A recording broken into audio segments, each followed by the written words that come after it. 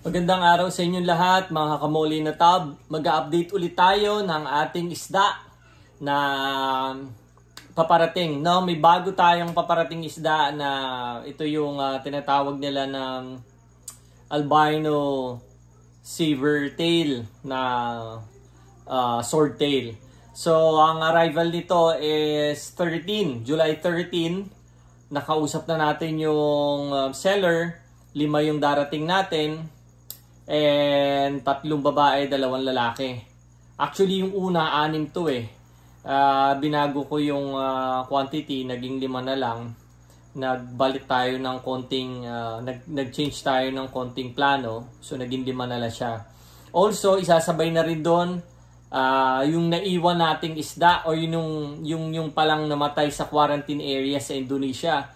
So, si Mr. Trijoko, nag-send na rin siya ng video, same yung isang seller nung swordtail natin, nag-send na sila ng mga video ng kanilang papadala. So kinukondisyon na nila kasi parang July 3 pa lang yata dadalhin na nila, isi-send na nila yung dun sa quarantine area o dun sa transshipper ng Indonesia. Tapos from there i-quarantine yon nung transshipper, and then ang padala nun or isi-ship going here ng July 11, tapos 2 days yung kanyang biyahe, yun 2 days ang biyahe going here sa LA. So yun, update lang, and masaya ako kasi magkakaroon tayo ng panibagong isda na pwede nating i-breed. Yun yung purpose talaga eh. Magkaroon tayo ng pagkakalibangan dito sa ating ginagawa. And of course, eventually, kung marami sila, kung mag-successful tayo, pwede nating ibenta here. Kung matatanong nyo bakit hindi molly yung binili ko, well, ang trending kasi, or most of the time, napansin ko rin kasi yon sa mga Facebook discussions, ang mga puti parang hindi sila mahilig dun sa mga short body na mollies. Though of course hindi pa rin naman natin masasabi, hindi ko pa rin masasabing hindi talaga sila magiging mahilig or hindi sila talaga magiging open sa mga balloon mollies. Ang sinasabi ko lang right now, hindi sila ganoon ka-interested sa mga balloon molly. Ang napapansin ko na medyo interested sila is yung mga regular or yung original bodies. Let's say for example, yan nga yung swordtail na hindi balloon. Though may balloon din yan, 'di ba? Pero itong kinuha natin yung regular na swordtail.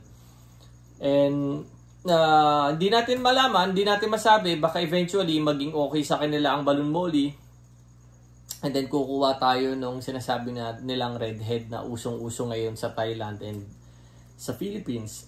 May nakakausap na akong ganon. And of course sa Indonesia din, yung ating seller kaibigan na si Trijoko,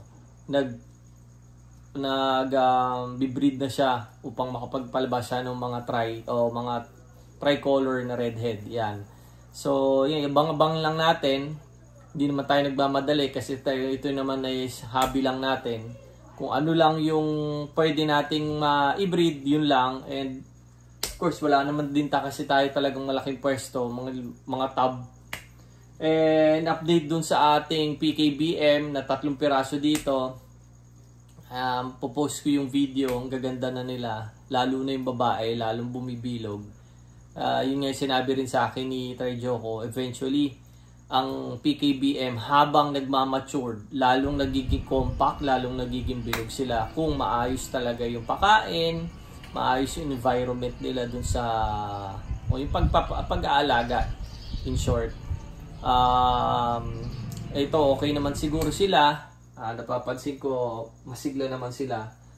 And yun nga, nasabi ko na to before, yung ating heater naka-off na siya, hindi ko na siya ino-on. naka-off na lang siya lagi, hindi na ako nagta-turn on ng heater. So ano na lang to, oxygen na lang to. Oxygen na lang siya. Tapos siguro pagdating nung swordtail natin na albino, i-on ko muna for how many days, siguro for 3, 5, up to 1 week siguro maximum yung heater para hindi lang sila ma-shock. So ang dating noon, July 13, update ko kayo. Same nung pag-update ko sa inyo nung bago dumating yung ating PKBM. Maraming salamat. God bless. Always pray. Bye-bye.